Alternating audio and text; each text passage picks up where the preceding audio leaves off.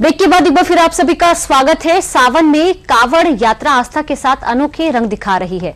कहीं 12 साल की बच्ची चाइल्ड बाइक से कावड़ लेकर चल रही है, तो कहीं तिरंगा और मैक्लारन थीम वाली कावड़ आकर्षण का केंद्र बनी हुई है। देखिए रिपोर्ट।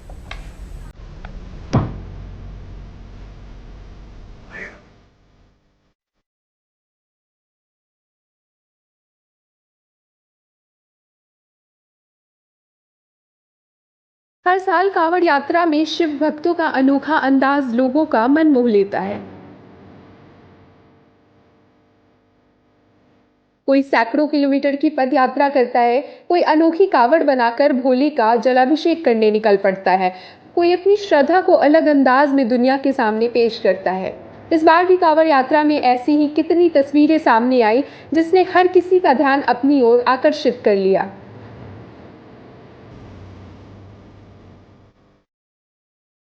ऐसा ही एक नज़ारा मुजफ्फरनगर में कांवड़ यात्रा के दौरान देखने को मिला, जिसने लोगों का ध्यान अपनी ओर आकर्षित कर लिया। हरियाणा में झज्जर की महज 12 साल की दीक्षा अपनी छोटी सी चाइल्ड बाइक पर कांवड़ लेकर हरिद्वार से हरियाणा की यात्रा कर रही हैं।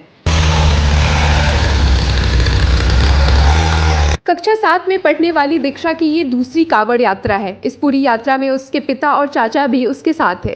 जैसे ही दीक्षा मुजफ्फरनगर से शिव चौक पहुंचती है, उसे देखने के लिए श्रद्धालुओं की भीड़ उमड़ पड़ती है।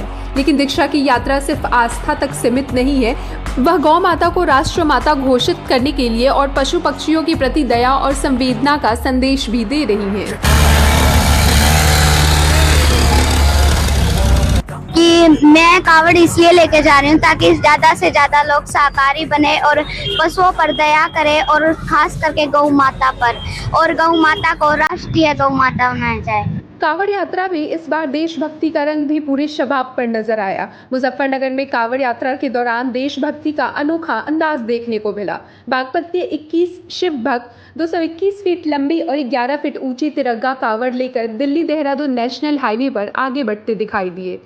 इतने बड़े तिरंगा कावड़ को देखने के लिए रास्ते भर श्रद्धालुओं और राहगीरों की भीड़ जुटती रही। शिव भक्तों ने 2 अगस्त को हरिद्वार के हर की पौड़ी से गंगाजल लेकर यात्रा शुरू की थी। करीब 190 किलोमीटर की इस यात्रा में ये टोली रोजाना 20 से 22 किलोमीटर का सफर तय कर रही है। शिव भक्तों का कहना है कि उनकी ये तिरंगा कावड़ देश के वीर शहीद को समर्पित है और युवाओं को राष्ट्रभक्ति की भावना जगाने का प्रयास है।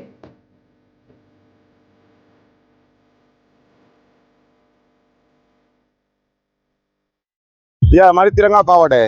ये हमारी 221 फीट लंबी और 11 फीट ऊंची है। हमारा बेसिक सबसे बड़ी बात तो हमें शहीदों के सम्मान के लिए ला रहे हैं और इसे देश के युवाओं को प्रेरित करने के लिए, इसलिए।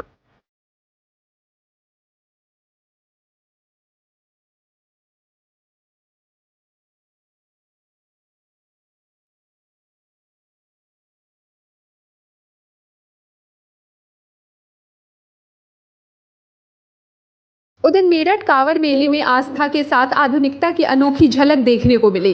पहली नजर में ऐसा लगा जैसे करोड़ों रुपए का मैक्लारेन स्पोर्ट्स कार सड़क पर दौड़ रही है, लेकिन पास जाकर पता चला कि ये भगवान शिव की प्रतिमा से सजी एक अनोखी डमी कांवड़ है।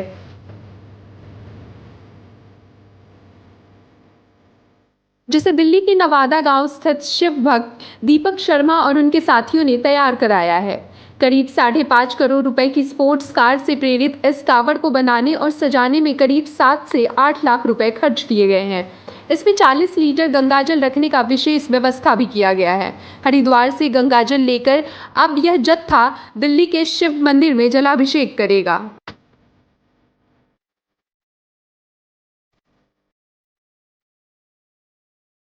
हर साल कांवड़ यात्रा के दौरान कुछ कहानियां ऐसी भी होती है जो हौसले की मिसाल बन जाती है। ऐसी ही एक कहानी मेरठ से सामने आई, जिसने हर किसी को भावुक कर दिया। महज 14 साल का ऋतिक, जिसके सिर पर माता पिता का साया उठ चुका है।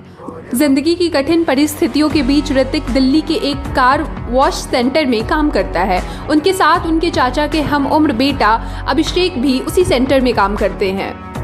दोनों अपनी मेहनत से हर महीने करीब 15,000 रुपए कमाकर परिवार की जिम्मेदारियों में हाथ बटाते हैं, लेकिन रोजमर्रा के संघर्ष के बीच भोले के प्रति उनकी आस्था ने हर किसी का दिल जीत लिया है।